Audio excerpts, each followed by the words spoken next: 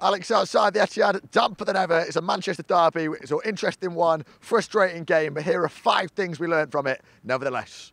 Okay, at number 1, I want to talk a little bit about that frustration. I want to talk a little bit about how we've learned that we just need to get better at taking chances. We dominated possession, we had most of the game, and we did create more chances, but we just couldn't find a final ball. And that's all right every now and again. Sergio Aguero went close, De Bruyne went even closer, Jesus went quite close there at the very end. But ultimately, we've got to start finding that final touch. We can't just say, we're unlucky this week, we hit the bar that week. We played magnificent today, and I feel like I'm being harsh on the boys. But we have got to get better and more clinical in front of goal. Second thing we learned today is all about Vincent Kompany. It was an unbelievable performance from that man. Something like 93% passes completed, interception after interception, tackle after tackle. He just looked immaculate throughout the game, and he makes the players around him better. He makes them look more comfortable and calmer, and they can just chill out when Vincent Kompany's at the back, and he leads by example. It just shows exactly what we've missed this season. It does make you ask the question, if we'd had him all over the season, maybe one of those 2 scrappy goals that we conceded early on that have cost us points, maybe they wouldn't have happened, and who knows where we'd be in the league table.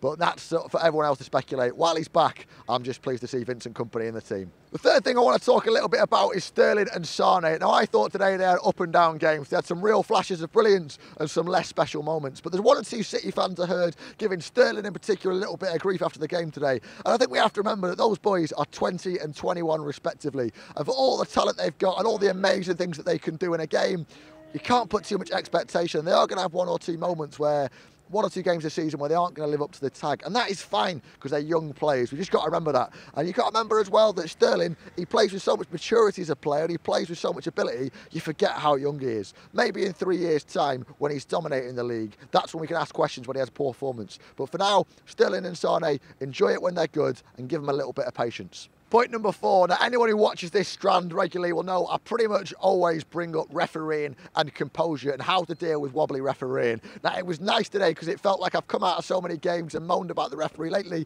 Actually, I thought the referee had it under control on the most part. He let quite a lot go first half and he clamped down on it second half. But there were 1 or 2 players, hotheads that you see, Zabaleta, Fernandinho, players that talk themselves into trouble and they get drawn into situations.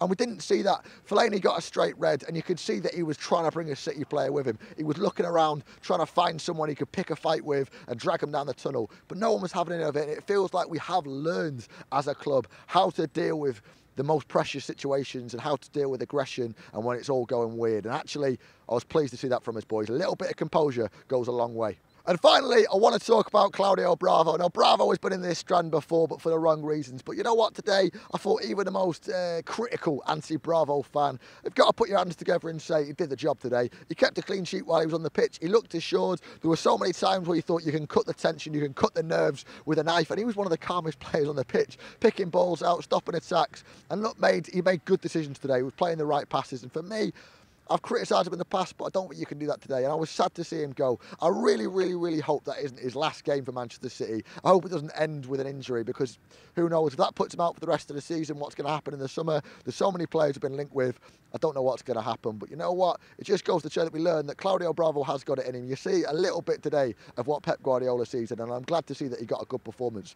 Guys, those are the 5 things that I learned. I want to hear from you. What have I missed out? What have I got wrong? Put it in the comments below. While you're there, hit the like button.